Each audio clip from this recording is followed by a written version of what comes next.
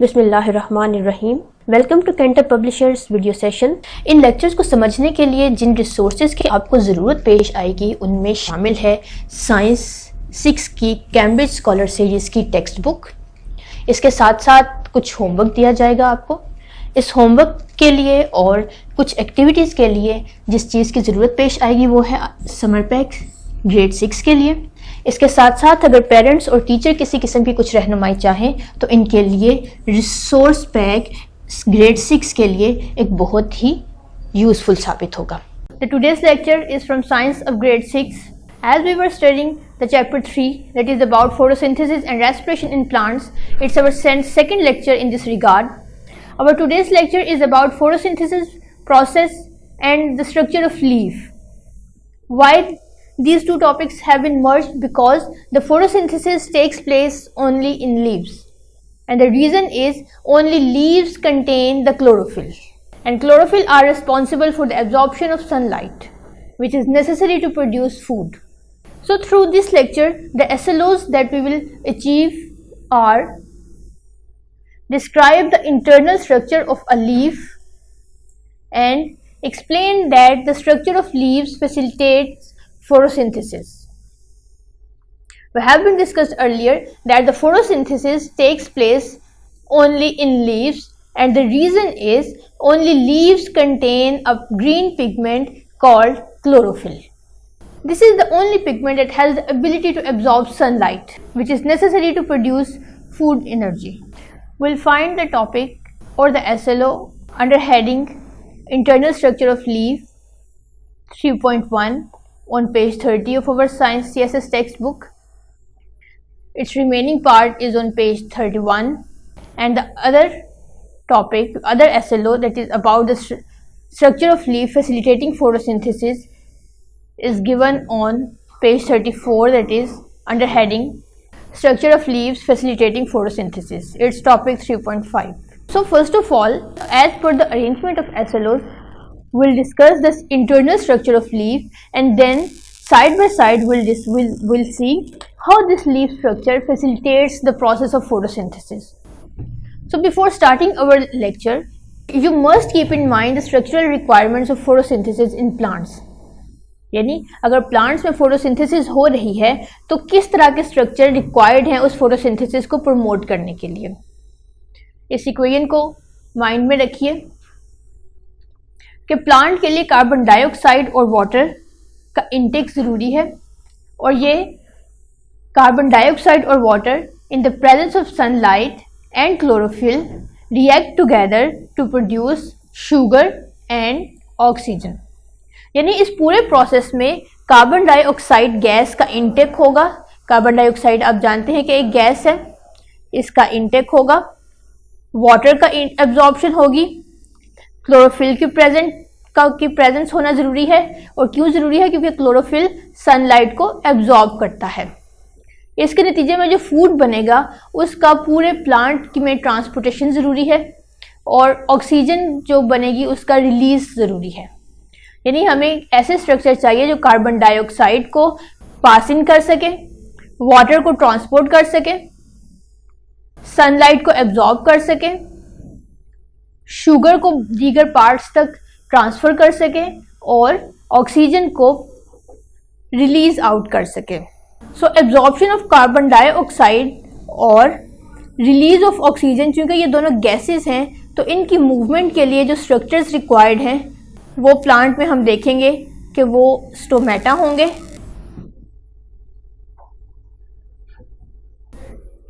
Transportation of water जो कि root से एब्जॉर्ब किया जाता है, और रूट से तमाम लीव्स तक पानी का पहुंचना ज़रूरी है।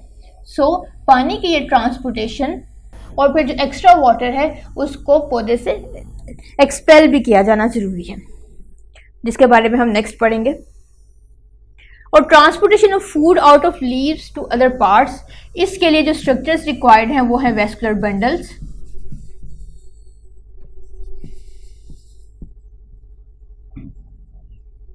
और सनलाइट की एब्जॉर्प्शन के लिए क्लोरोफिल।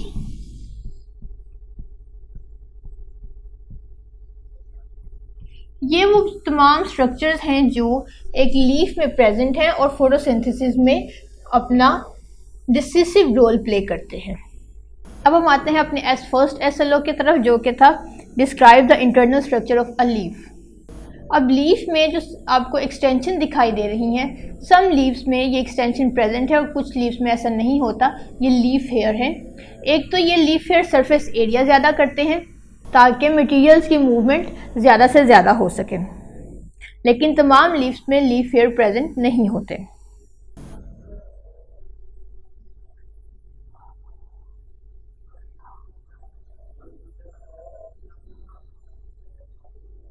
लीफ की आउटर मोस्ट अपर एपिडर्मिस कहलाती है और ये एपिडर्मिस बिलो साइड पे भी यानी लीफ के निचले हिस्से पे भी प्रेजेंट है, जिसे लोअर एपिडर्मिस कहते हैं।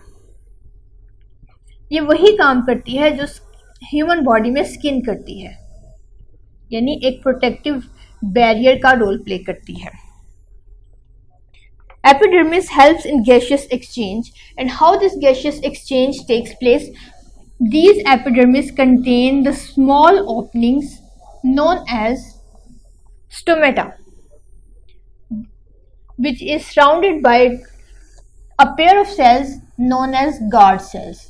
The opening between two guard cells is known as stomata. These stomata are actually the structure that permit the gaseous exchange from and out of the leaf. Each stomata or each opening is surrounded by two guard cells. These guard cells can open and close, and likewise the stomatal opening open and close to allow the gaseous exchange as per the requirement. Hence, the function of guard cells is to regulate the opening and closing of stomata.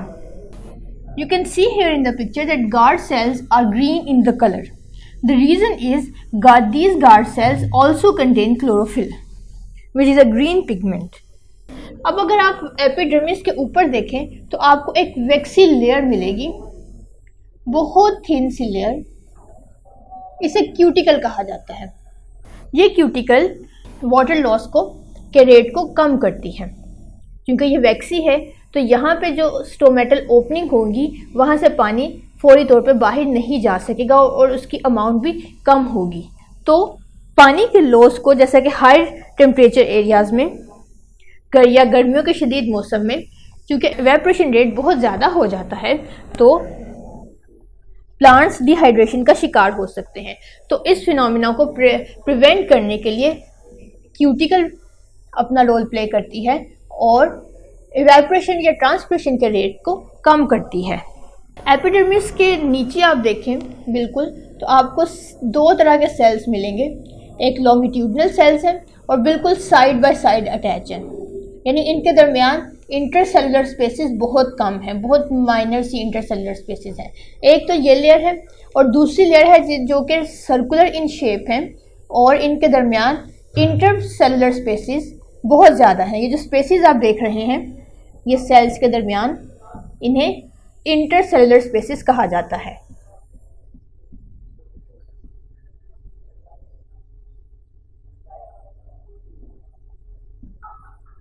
Intercellular spaces का purpose ये है कि ये leaf में present gases को अपने अंदर accommodate करती हैं। अब वो सेल्स जो लॉन्गिट्यूडनल इन फॉर्म हैं और साइड बाय साइड प्रेजेंट हैं इन्हें पेलिसेड मेसोफिल कहा जाता है और वो सेल्स जिनमें इंटरसेलुलर स्पेसेस प्रेजेंट हैं इन्हें स्पॉन्जी मेसोफिल कहा जाता है। जैसा कि नाम से जाहिर है एक स्पंज आपने देखा होगा कि इसमें बहुत ज़्यादा एयर स्पेसेस प्रेजेंट है, उसमें होल्स प्रेजेंट हैं। तो इन होल्स की वजह से उसके साथ इसे तशबीह देते हुए इन सेल्स को स्पॉन्जी मेसोफिल सेल्स कहा जाता है। ये दोनों मेसोफिल सेल्स की टाइप हैं। अब ये दोनों सेल्स देखने में आपको ग्रीन इन कलर दिखाई दे रहे हैं। अब ग्रीन इन कलर की वजह यह है कि इन दोनों में क्लोरोप्लास्ट प्रेजेंट है। चूंकि इनमें क्लोरोप्लास्ट प्रेजेंट है और क्लोरोप्लास्ट के अंदर क्लोरोफिल प्रेजेंट है, इसलिए ये फोटोसिंथेसिस में हेल्प आउट करते हैं।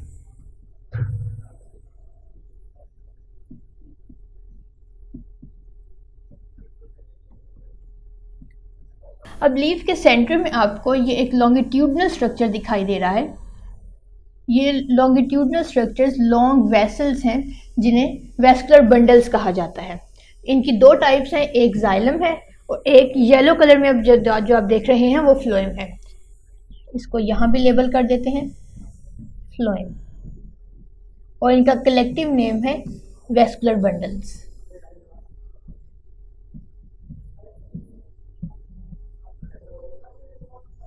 अब वेस्कुलर बंडल्स की चूंकि दो टाइप्स हैं, जाइलम और फ्लोएम, तो जाइलम हर एक का एक स्पेसिफिक फंक्शन है। जाइलम वाटर की ट्रांसमिशन के लिए यानी वाटर की मूवमेंट के लिए स्पेसिफाइड है,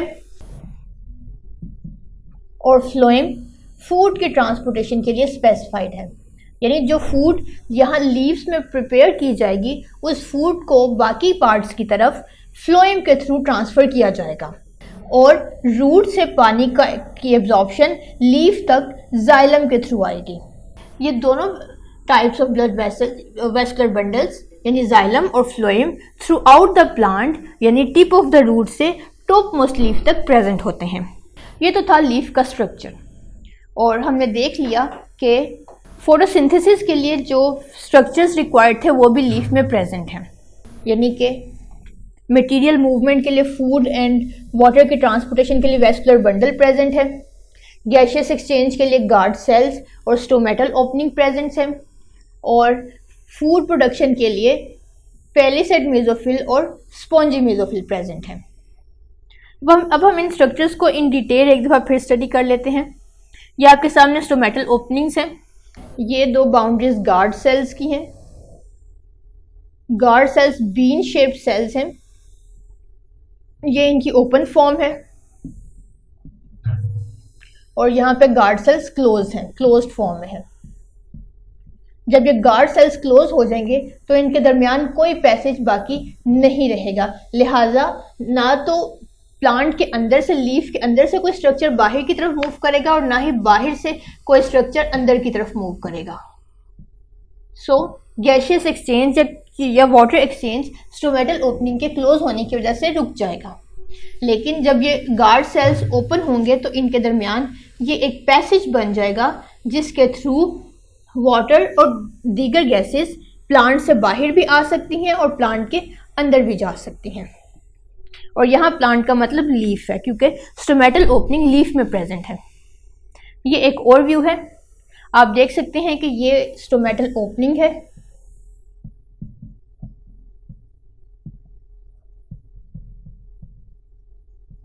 और ये उसके गिर्द दोनों गार्ड सेल्स हैं।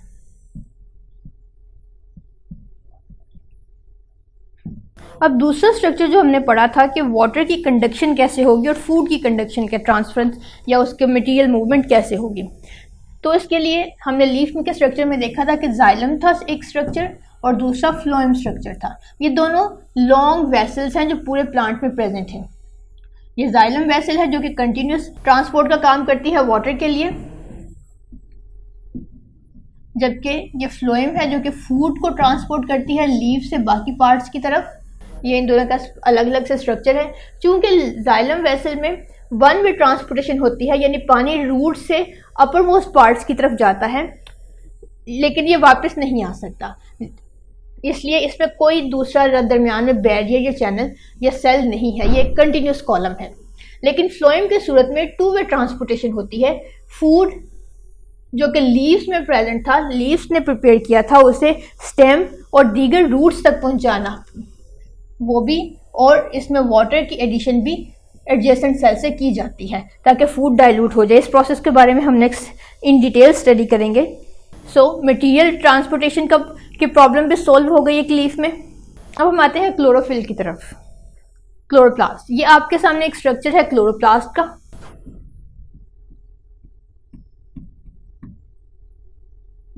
इस क्लोरोप्लास्ट के अंदर ग्रीन पिगमेंट क्लोरोफिल प्रेजेंट होगा, जो कि एक्चुअली में लाइट को एब्जॉर्ब करेगा, सनलाइट को।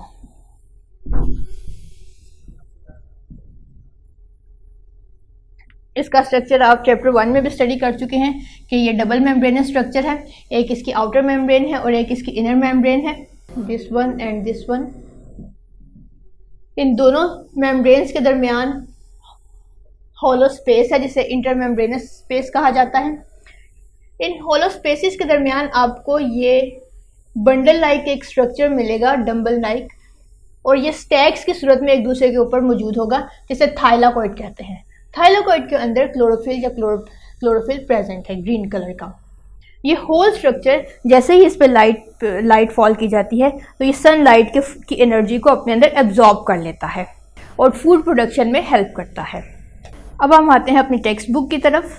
आपकी टेक्स्ट बुक में जो स्ट्रक्चर लीफ के बयान किए गए हैं वो हैं एपिडर्मिस, जो कि अपर मोस्ट लेयर थी। इसके बाद हमने पढ़ा कि उसमें लोअर एपिडर्मिस भी मौजूद है। लोअर एपिडर्मिस और अपर एपिडर्मिस के ऊपर एक वैक्सी क्यूटिकल प्रेजेंट है जो ट्रांसपिरेशन के रेट को रिड्यूस करती है। इसके अलावा हमने पढ़ा कि लीफ में गार्ड सेल्स प्रेजेंट है और इन गार्ड सेल्स के दरमियान स्टोमेटल ओपनिंग प्रेजेंट है। यहाँ पे आपको गार्ड सेल्स का फंक्शन भी मिल जाएगा। और लीफ के मिडिल में यानी अपर एपिडर्मिस और लोअर एपिडर्मिस में दो तरह के सेल्स प्रेजेंट है जो कि मेसोफिल सेल्स हैं। एक को कहते हैं पेलिसेड मेसोफिल और दूसरा स्पॉन्जी मेसोफिल्स।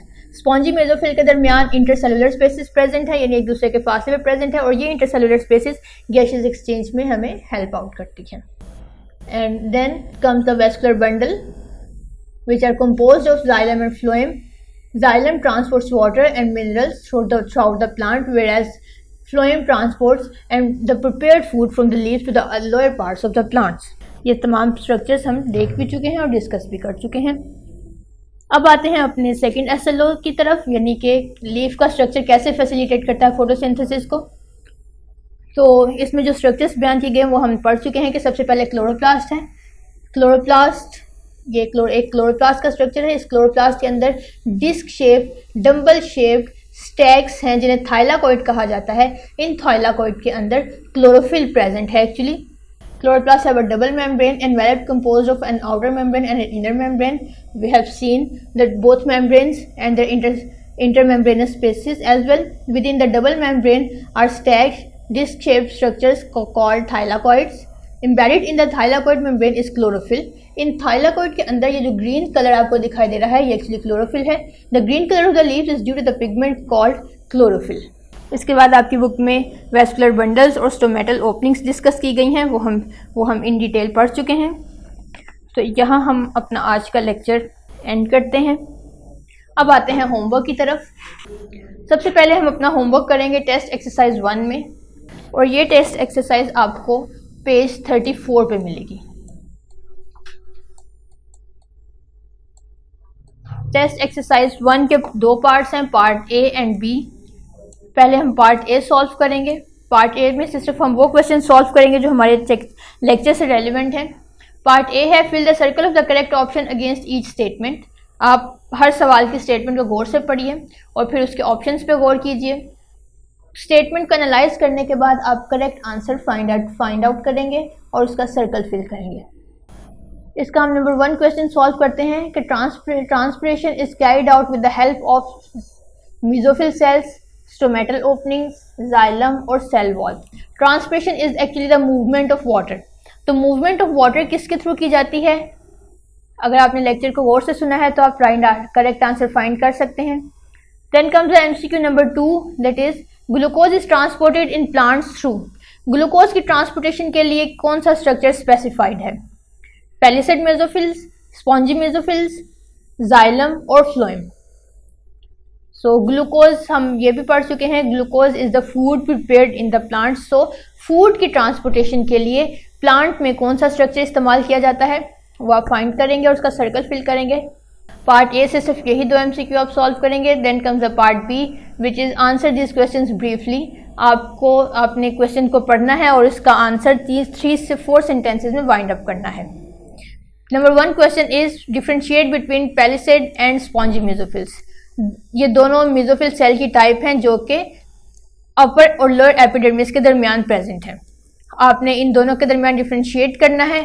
आप इनकी लोकेशन, शेप और फंक्शन को डिस्कस कर सकते हैं। Write down the balanced chemical equation of photosynthesis. आपने फोटोसिंथेसिस का प्रोसेस इन डिटेल पढ़ चुके हैं, आप इसकी बैलेंस्ड केमिकल इक्वेशन लिखेंगे। Then comes the test exercise 2 which is present on page 39. इसके भी दो पार्ट्स हैं। पार्ट ए वही एज यूजुअल एमसीक्यूज हैं कि आपने स्टेटमेंट को पढ़ना है और उसके चारों ऑप्शंस में से राइट आंसर फाइंड आउट करना है। Number 1 MCQ is the name of stacked disk shaped structures present within the double membranes of chloroplast are.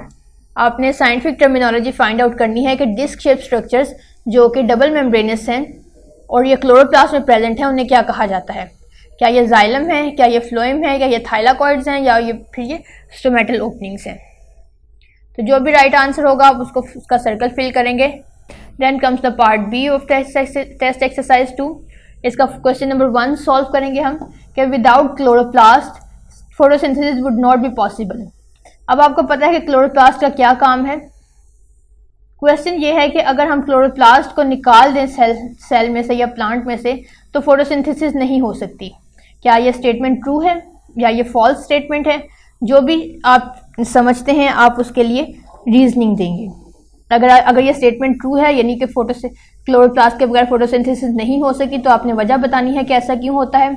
और अगर ये स्टेटमेंट फॉल्स है कि क्लोरोप्लास्ट निकाल दें तो भी फोटोसिंथेसिस हो सकती है तो भी आप स्ट्रॉन्ग रीज़न देंगे कि क्लोरोप्लास्ट के होने या ना होने पे फोटोसिंथेसिस पे कोई इफेक्ट नहीं आता। इसके बाद हम आते हैं अपनी रिव्यू एक्सरसाइज की तरफ। इसमें भी पार्ट ए MCQ है। Fill the circle of the correct option against each statement. Number 1 question is Sarah is examining guard cells under microscope. What color she will observe? आपने guard cells का colour बताना है। Picture में आप देख चुके हैं कि guard cells कैसे दिखाई देते हैं। सो आप राइट कलर फाइंड आउट करके उसके सर्कल को फिल कर देंगे। Then comes the part B जिसमें choose the primary function of a leaf. Leaf का प्राइमरी फंक्शन क्या है? टू कंडक्ट फोटोसिंथेसिस, फोटोसिंथेसिस को कंडक्ट करना, या रिलीज ऑफ सनलाइट, सनलाइट को रिलीज करना, या रिलीज ऑफ कार्बन डाइऑक्साइड, या फिर यूज ऑफ एनर्जी। इनमें से जो भी प्राइम फंक्शन है लीफ का आप उसका सर्कल फिल करेंगे। अब आइए अपने पेज 40 की तरफ। पेज 40 में अभी कंटिन्यूएशन है पार्ट ए के क्वेश्चंस की। नंबर 3 क्वेश्चन आप सॉल्व करेंगे from where the process of photosynthesis initiated. Photosynthesis का प्रोसेस कहाँ पे होता है? जाइलम में, क्लोरोफिल में, माइटोकॉन्ड्रिया में, या फिर साइटोप्लाज्म में। सो आप लेक्चर अगर आपने गौर से सुना है तो आप करेक्ट आंसर फाइंड कर सकते हैं। अब हम आते हैं पार्ट बी की तरफ। पार्ट बी में से क्वेश्चन 1 आप सॉल्व करेंगे जो कि आपने बताना है क्यूटिकल का फंक्शन। क्यूटिकल एक वैक्सी लेयर थी above the upper epidermis. Why it is present, what does it do, you have to describe briefly. Then comes the part C. From part C you will solve question number 1 highlight the internal structure of leaf. आप एक drawing के through एक well labelled diagram बनाकर internal leaf को internal structure draw बताएंगे। फिर आप question number 4 solve करेंगे। Write down a note on the structure of the leaf that facilitates photosynthesis.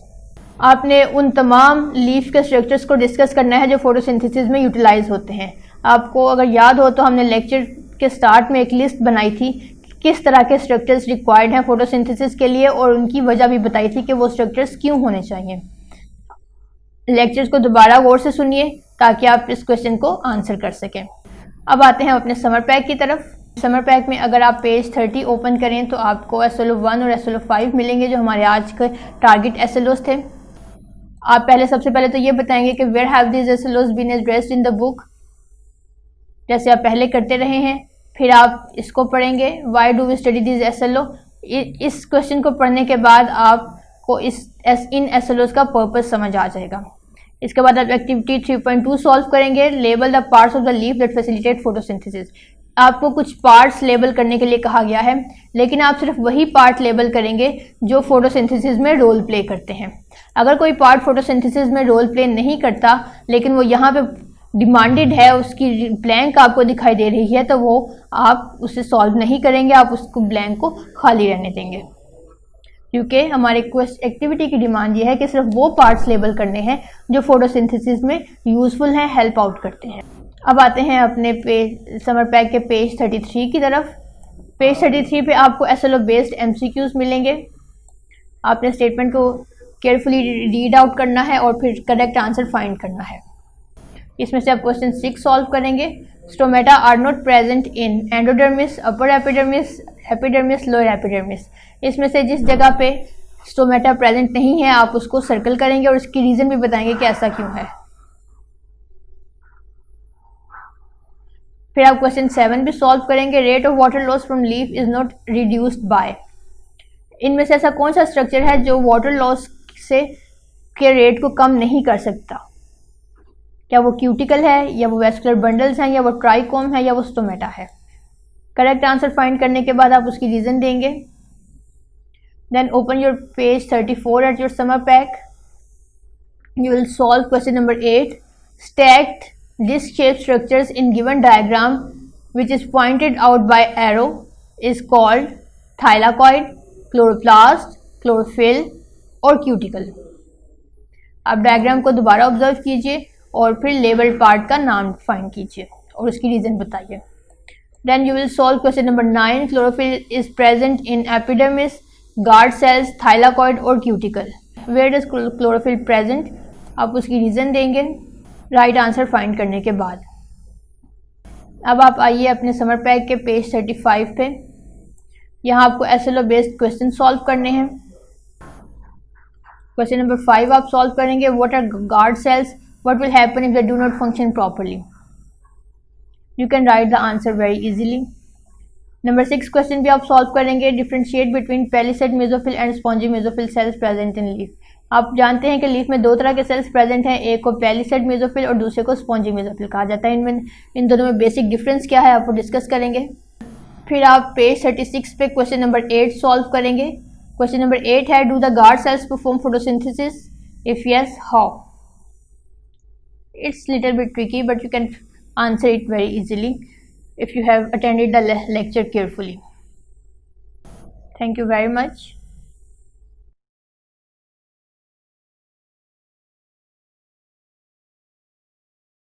तो आज के लिए बस इतना ही। Thank you very much.